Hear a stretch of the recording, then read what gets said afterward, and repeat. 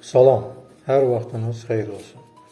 Bu günləri qanın duru olmasını göstərən 4 əsas əlamət haqqında sizə məlumat vermək istəyirəm. Birinci, bədəndə heç bir zədə olmadan naməlum göyərmələrin əmələ gəlməsi, qançırların əmələ gəlməsi, əldə, ayaqda iri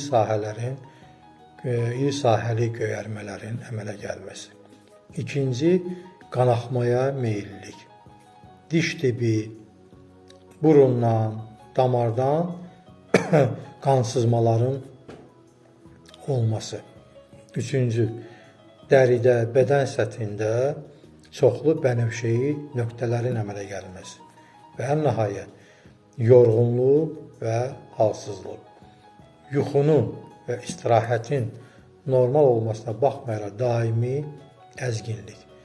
Bütün bu əlamətlər sizdə varsa, qanın ümumi analizini verin, xüsusilə trombositlərin sayına diqqət yetirmək lazımdır. Hamınıza can sağlığı arzulayıram, özünüzdən müğayət olun.